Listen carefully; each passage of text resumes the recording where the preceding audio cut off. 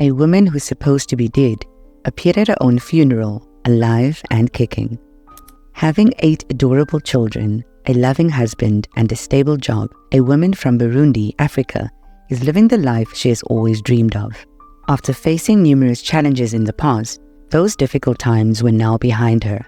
Noella ventured from her homeland in Burundi to Australia, where she discovered a fresh start and a place to call home. Her future was looking incredibly promising. She envisioned spending her days with her husband, leisurely walking on Australia's beautiful beaches once her children are older. She no longer had to struggle for food, as her husband provided well, and her children were all caring and encouraging. Upon her return to her homeland for a significant purpose, little did she know that her entire life was on the brink of transformation. Back in 2004, Noella Rukundo decided to leave her homeland in Burundi in pursuit of a better life in Australia. After her first husband passed away, she was left to care for 5 children. With the grand aspiration of her children, the woman summoned all her bravery and made the bold choice to seek opportunities in a distant country. Noella made the right move and quickly landed a new job and a cozy place to live with the assistance of a resettlement agency. The Australians were super friendly and she was offered all the help she could get. Her children had no issues adapting to their new home. Noella always expressed gratitude for the wonderful things in her life, especially when another significant one arrived. Relying on the social worker who assisted her and her family in starting a new life in Australia, Noella frequently visited the agency. That's where she crossed paths with Balanga Kalala, a recent refugee from Congo. With his English skills, Kalala frequently assisted the social worker by translating for Noella, who only spoke Swahili at the time. Throughout those interactions, the two developed romantic feelings for each other. Noella, a widow with 5 children, met Kalala, who was also a widower. She discovered that he had escaped to Australia following an attack by a rebel army on their village in Congo. During that tragic event, his wife and young son lost their lives. Having no more reason to stick around, he made the bold choice to begin a new chapter in a different country. Noella had no intention of tying the knot again. She was focused on devoting her life to raising her children. But once she encountered Kalala, everything took a different turn. He had a kind and thoughtful nature, always bringing a smile to her face. Furthermore, he fully embraced her situation. In no time at all, Noella was completely smitten by Kalala. Of course, the two made the decision to move in together. They settled into the Melbourne suburb of Kings Park. Kalala cared for the children as if they were his own. After that, she had 3 additional children with him. However, she also uncovered more about her second husband's personality. Noella was at a loss for words when it came to discussing the family's needs with her husband. Ever since he arrived in Australia as a refugee in 2004, he has been dedicated to working hard and securing a stable job. Before long, he landed a job at a seafood processing factory and later upgraded to a forklift operator position in a warehouse. Living together in the same house, Noella uncovered her husband's violent tendencies. When feeling exhausted, he would frequently raise his voice and become upset over minor issues. At certain moments, he would cause her physical harm, but later, he would approach her gently and ask for forgiveness. Being a wife and a mother, she frequently chose to overlook the incident and focus on accepting the situation. He was her husband, and she was deeply in love with him. Growing up in Burundi, Noella was raised by her stepmother. Even though she was far away, she made sure to send her greetings to her family in Africa. Thanks to technology, she always stayed informed about what was going on. One day, the news that came from home was not good. Her stepmother tragically passed away due to her illness. Naturally, she had to return home to Burundi to pay her final respects. Regrettably, her husband was unable to join her because of work commitments in Melbourne, Australia. Noella traveled 7,500 miles to get to Burundi. She had a few tasks to complete and naturally had to go to the funeral. It was the final moment she would spend with the incredible woman who had brought her up. Her husband, Kalala, made sure to keep in touch with her through phone calls. Opting for a stay at Hotel Bujumbura, Noella found it to be a better fit than her small home in Burundi. Feeling overwhelmed, down and drained, she longed for her husband and children. Following the funeral, she returned to her hotel room to relax. Right on cue, her phone started ringing. It was her husband who called. She responded immediately and quickly picked up on the hint of worry in Kalala's voice. She felt quite isolated, and his phone call was just what she needed. As per her husband, he had been attempting to contact her throughout the day. He asked about her well-being, and she responded that she was heading to bed to unwind after a tough day. Instead of bidding goodnight, Kalala suggested going outside for a breath of fresh air. Noella sensed his concern and chose to heed his advice. Little did she know that this was just the start of an unexpected turn of events in her life. Noella had just stepped out of the hotel compound when she spotted a man walking towards her. Caught off guard, she suddenly noticed a gun aimed in her direction. What the stranger said prevented her from screaming. "Don't scream. If you raise your voice, I will kill you. They're going to catch me. But you will already be dead." Despite feeling terrified, she chose to follow the instructions. The attacker gestured for Noella to approach a car parked on the side of the road. 3 individuals were present. One was behind the wheel, while the other 2 were armed. Attempting to maintain her composure, she found herself seated between 2 men. Before the vehicle took off, she was blindfolded. Based on her analysis, the car drove for 40 minutes. Silence filled the air as they traveled. As the car came to a halt, she was abruptly forced out and ushered into an abandoned building. Noella found herself bound to a chair, her voice silenced. Noella overheard one of the kidnappers making a call to inform the boss. Next, they directed ridiculous questions at her. The questions were straightforward. What did you do to this man? Why did this man request for us to eliminate you? Noella was completely baffled. Her response was simple. Which man? She couldn't recall encountering any difficult individuals. She believed she didn't have any issues with anyone. However, when the man answered her question, it was quite shocking. The kidnapper confidently replied, "Your husband, no question about it." She let out a loud, high-pitched scream. It felt totally unattainable. Kalala would never engage in such behavior. She went as far as accusing them of lying, and then she received a slap. In order to strengthen his argument, the group leader decided to contact the individual who had hired them to eliminate her. Noella was feeling overwhelmed. Throughout the whole ordeal, she could only hope it wasn't real. It wasn't actually happening. As soon as the call went through, the kidnapper leader proudly declared that they had already captured Noella. The phone was placed on loudspeaker so she could hear the man on the other end. Then the truth hit her hard, like a sharp knife.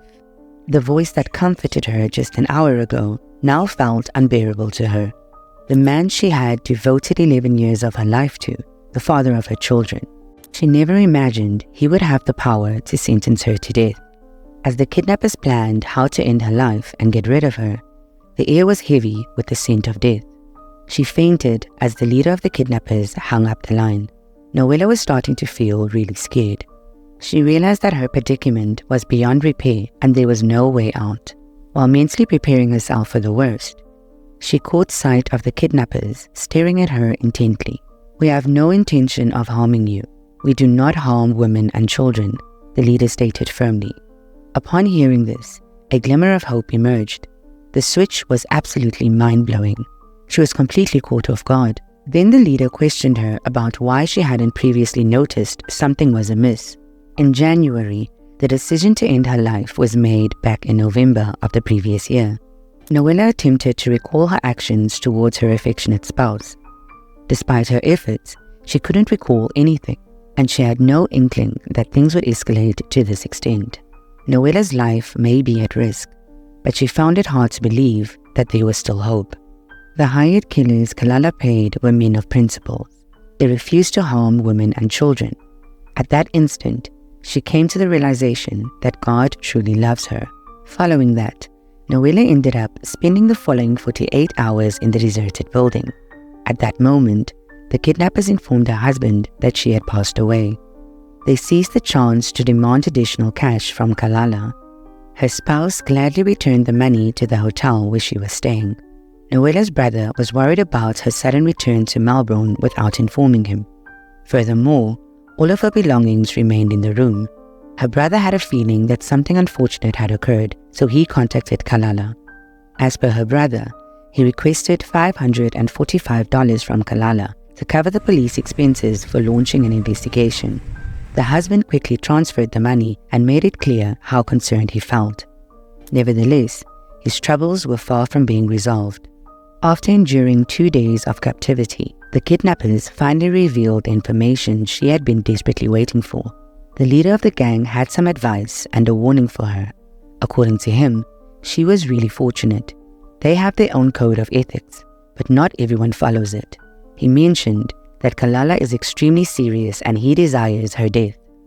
They weren't even sure if there were other killers that her husband had hired to have her killed. Noella was told to leave the country within 80 hours. Just before ditching her on the side of the road, the leader gave her a memory card. This item is a collection of all the phone calls that were recorded. They proceeded to share the receipts from the Western Union money transfer. Noella couldn't shake off the final word she heard from the kidnappers. They said, "We just want you to go back and share with other women what happened." People are given the opportunity to improve their lives by moving abroad, yet the funds they earn and receive from the government are instead used for harmful activities like violence at night. Noella was aware that time was running out. Immediately, she phoned the pastor of her church, Asana Haruna Nanagma in Melbourne. When Noella shared the details of her husband's sinister scheme, even the pastor found it difficult to believe her. Ultimately, the pastor was persuaded to assist her. Noella begged for secrecy regarding her survival. She felt like she had been given a fresh start to set things right. She's excited to capture her husband's reaction when she visits her family in Melbourne, Australia. Kalala seemed devastated when he received news that Noella had been killed by a kidnapper a few days ago. He regrettably shared with the community that she passed away in a tragic accident in Burundi. Kalala spent the day surrounded by well-wishers, grieving. Plenty of individuals who arrived to show their support and empathy contributed funds. He appeared to be a heartbroken husband who had lost someone very dear to him. However, it appeared that things didn't go as smoothly as he anticipated. On February 22, 2015, Noella safely made her way back to Melbourne. Feeling more cautious and alert than before, she discovered the fake funeral that her husband had cleverly planned. It's truly a privilege to be present at a funeral while she's alive. At approximately 7:30 p.m., Noella sat in a parked car in front of her home and saw her husband helping the final group of well-wishers to their cars. While they were leaving, she thought it was the ideal moment to reveal her surprise. As Kalala found himself abandoned on the porch, Noella made a dramatic entrance. Even in the dim lighting, she noticed her husband's expression when he saw her, with his mouth gaping and a hint of fear creeping in. She approached him without uttering a single word. He continued to have conversations with himself. It felt as if he had encountered a supernatural presence. As they got closer, Kalala reached out and touched her shoulders. And then he leaped. As he extended his hand to touch her once again, he suddenly realized she was more than just a figment of his imagination. Kalala proceeded to let out a loud scream, pleading for forgiveness. In the past, Noella had constantly forgiven Kalala for causing her physical harm. She trusted his explanation that his violent behavior stemmed from the trauma he experienced in his home country. She adored him, always ready to embrace him. However, this time, he had hit the limit. He took it a step further. Noella reached out to the police she had already spoken to. They were asked to lead Kalala off the premises. After a couple of days, she managed to get a court order against him. She decided to comply with the policeman's request and called her husband to strengthen her case. That's when he decided to spill the beans. Without his awareness, the murderer confession was being recorded on tape. As per Kalala, he was really into her but had a feeling she might leave him for someone else. According to him, the malicious act was planned out of envy. No matter how hard he attempted, Noella's heart and mind remained closed. She hadn't forgiven him yet. When he was called, he was brought in for official questioning. He spent hours trying to argue that he wasn't the mastermind. He informed authorities that he was not capable of such an act. Yet, as the police played back the recordings of his voice, detailing the plot and the motives behind hiring hitmen to kill his wife. He found himself cornered with no escape. Kalala burst into tears. Noella, along with law enforcement, was still unable to uncover the true motive behind Kalala's actions. According to him, there are moments when a person may be influenced to do something by negative forces, only to regret it later on. On December 11th of that year, the Melbourne court handed Kalala a 9-year prison sentence. Admitting to inciting murder resulted in a reduced punishment for him. Even after being imprisoned, Noella struggled to return to her usual routine. At night, she would hear her husband's voice whispering, "Kill her," while she lay alone in bed. She understands that the healing process may be lengthy or may never fully occur. Even though Kalala admitted it, there were individuals in the African community in Melbourne who shunned her due to her husband's conviction. Some individuals who have known Kalala for a long time still doubt his ability to do such a thing. Despite foreseeing challenges ahead for herself and her 8 children, Noella stands by her choice to have him incarcerated. He had done something unforgivable, causing her trust and love for him to vanish completely. Despite facing challenges in her marriage, she remains committed to caring for her 8 children no matter what. After all the events that unfolded, she understands the importance of being stronger than ever. When questioned about who pointed fingers at her, Noella confidently stated, "My past is behind me. I'm embarking on a fresh journey now." What do you think about this story? Let us know in the comment section below.